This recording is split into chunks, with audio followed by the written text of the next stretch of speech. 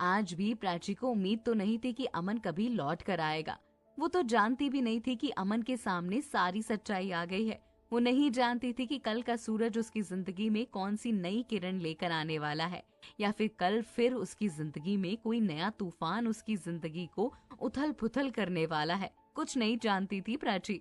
जानती थी तो इतना कि अब उसे खुद को मारकर अपनी जिंदगी में आगे बढ़ना है।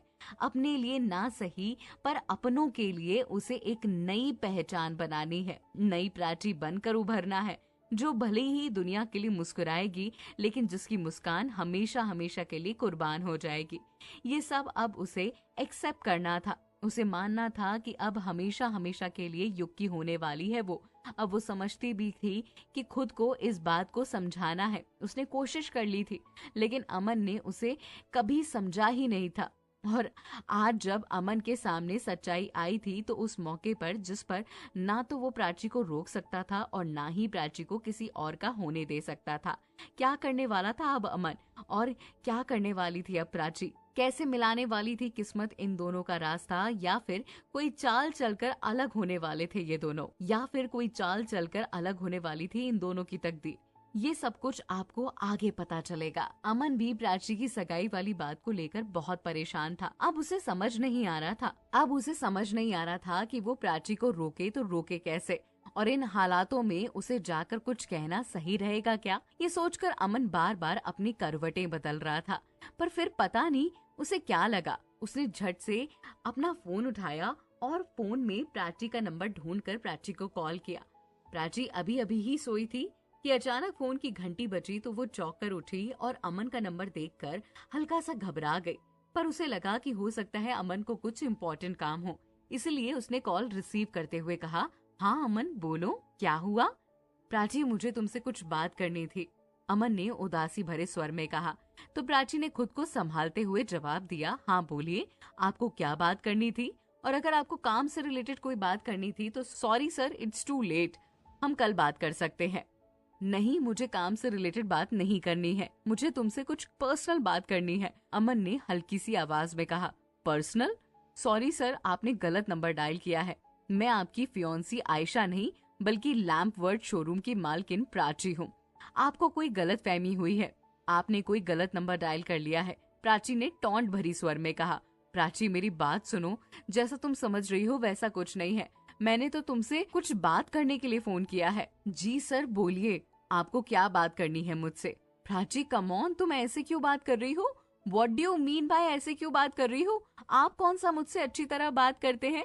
मैं तो फिर भी आपसे बहुत तमीज से बात करती हूँ। सर आप बोले, आप किस बहाने से मुझसे बात करना चाह रहे हैं, या फिर आप कौन सा नया आरोप लगाने वाले हैं, मुझे पहले ही बता दीजिए। प्राची मैं तुमसे प्यार करता हूँ, अमन ने ये बात रोते रोते कही। तो प्राची एक पल के लिए ठहर सी गई। उसे समझ नहीं आ रहा था कि ये अमन ने क्या कह दिया। अमन के मुंह से ये बात सुनने के लिए प्राची ने कितना इंतजार किया, कितने दिनों तक का वेट करती रही वो, कि आज नहीं तो कल अमन उसे आकर कह देगा कि Prachi I love you and I can't live without you. पर आज अमन ने ये बात कह दी तो, लेकिन अब बहुत देर हो चुकी थी। अब ना तो प्राची अमन को चाहकर भी एक्सेप्ट कर सकती थी और ना ही उसका जवाब दे सकती थी। अब तक प्राची ने कितनी मुश्किल से खुद को संभाला था और वो कल के लिए तैयार भी हो गई थी। खुद को समझा बुझा कर उसने ये बात भी एक्सेप्ट कर ली थी कि अब वो युग की होने वाली है। लेकिन आज अमन ने जो कहा उसने तो प्राची को मानो जीते जी मार डाला। कितनी अजीब विडंबना है ना।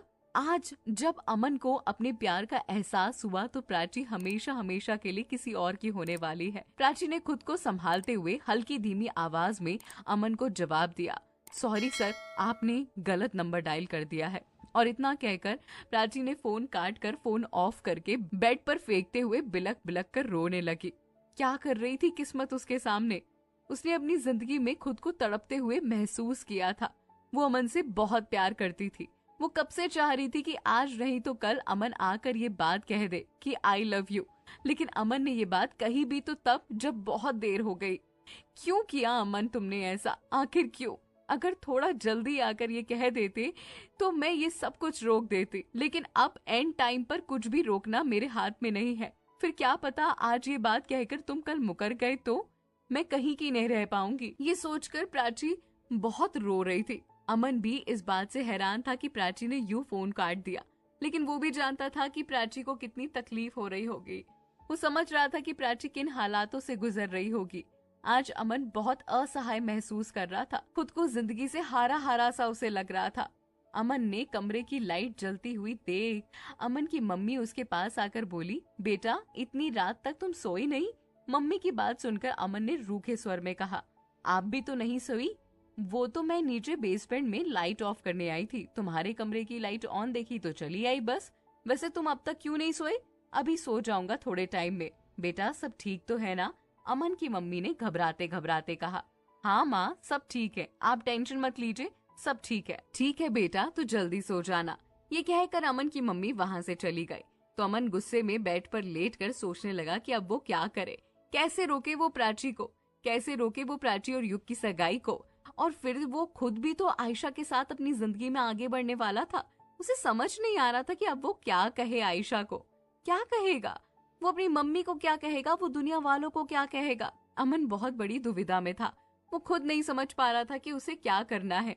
हाँ लेकिन वो इतना जानता था कि अगर आज उसने प्राची को खो दिया तो वो प्राची को दोबारा कभी नहीं पा पाएगा। अब ये उसे ही तय करना था कि उसे क्या चाहिए, प्राची की मोहब्बत या आयशा का साथ। सोचते सोचते अमन सो गया। अगली सुबह प्राची की सगाई थी। सभी लोग फरीदाबाद जाने की तैयारी में बिजी थे। आज प्राची और युग की सगाई थी। सगाई की वजह से आरव, रूही, मधु और निखिल सब बहुत खुश थे। सबकी खुशी मानो आसमान छू रही थी, लेकिन किसी को भी अभी कानो कान खबर नहीं थी कि कल रात क्या हुआ। प्राची जब सोकर उठकर बाहर आई तो प्राची को ऐसा देखकर, मुरझा मुरझा चेहरा देखकर मधु हैरान होते हुए बोली, अरे प्राची तुम्हें क्या हुआ, इतना मुरझाई हुई क्यों हो? हाँ सब ठीक तो है ना? मधु की बात सुनकर प्राची ने अपने सर पर हाथ फेरते हुए कहा, हाँ मधु सब ठीक है। लेकिन प्राची की आवाज से मधु को अंदाजा लग गया था कि कोई ना कोई बात तो जरूर है जो प्राची को परेशान कर रही है। वो चाहती तो थी कि वो प्राची से पूछ ले, लेकिन अभी सबके सामने वो जानती थी कि प्राची उसकी बात का कोई जवाब नहीं देगी। इसीलिए उसने प्राची से कुछ कहना जरूरी नहीं समझा और वापस से तैयारी में लग गई।